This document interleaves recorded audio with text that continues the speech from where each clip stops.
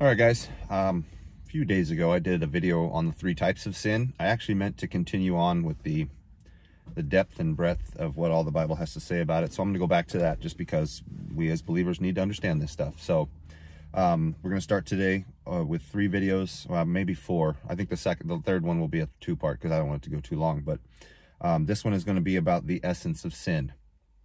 So let's get right into it. The Bible defines sin in a number of ways. Sin is lawlessness, 1 John 3:4. Sin is failing to do right when one knows what is good, James 4:17. Sin is falling short of God's righteousness, Romans 3:23. Sin is everything which is not of faith, Romans 14:23.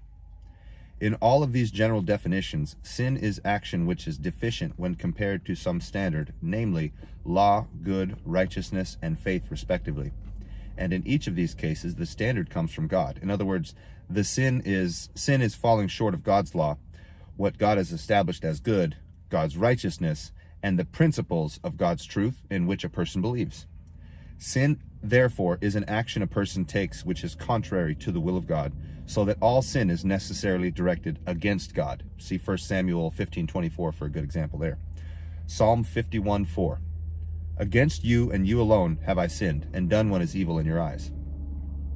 Sin is thus at its base the substitution of our own false standard for God's true standards, and of our own free will for God's will.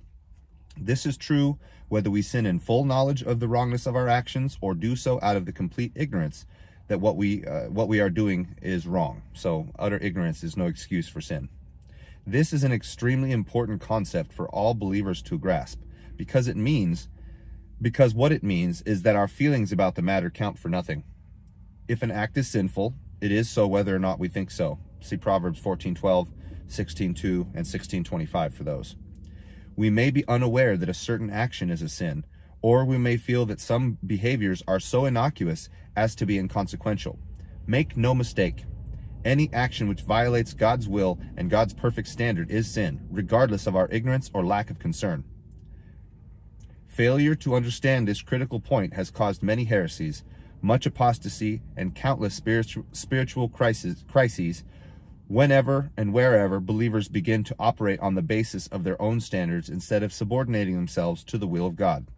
For whether one assumes one's perfection or near perfection by failing to account for sins of ignorance, or adopts a false sense of security by developing one's own set of standards about what ought to constitute sin, or plunges into inordinate guilt by giving undue weight to one category of sin as opposed to all others, spiritual health and growth depends upon acceptance of the fact that all violations of God's perfect standards constitute sin.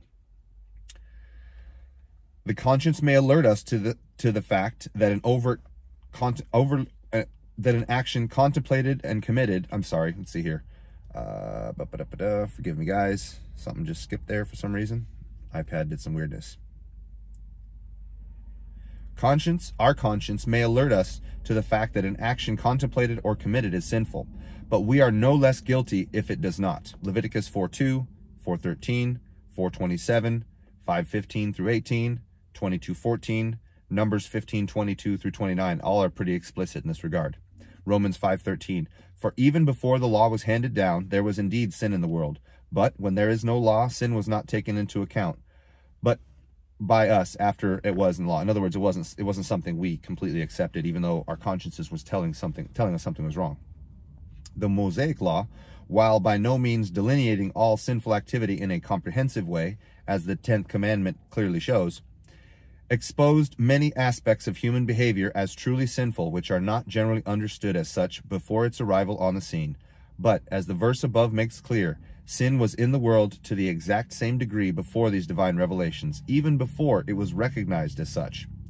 The same principle applies today. Ignorance of sin does not render a sinful action any less sinful. The essential nature of sin, being the violation of God's will and standards, whether or not we are aware of the fact, is evident in the etymology of the biblical words used for sin and sinning. While there are a number of synonyms in both Greek and Hebrew for this anti-God activity, 2 verbs and their corresponding nouns stand out in each language as the primary terminology used to designate sin.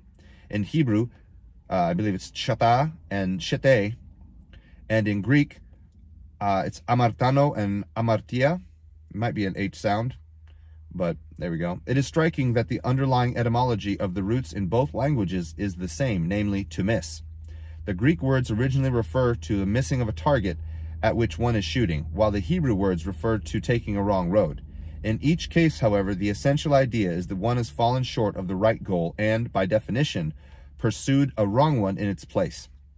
Even in the essential meaning of the biblical words for sin, therefore, we see the principle that sin at its most basic is a failure to conform to the divine standards of behavior, to miss the mark, and to go astray, regardless of what circumstances or motivation may have caused the error.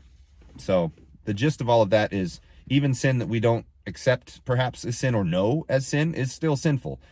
We are utterly so, people, and hopefully you kind of got this from this very, very short lesson. But I'm going to leave them short just because, again, I think the third part will be a two-part, maybe 5-6 minutes each part.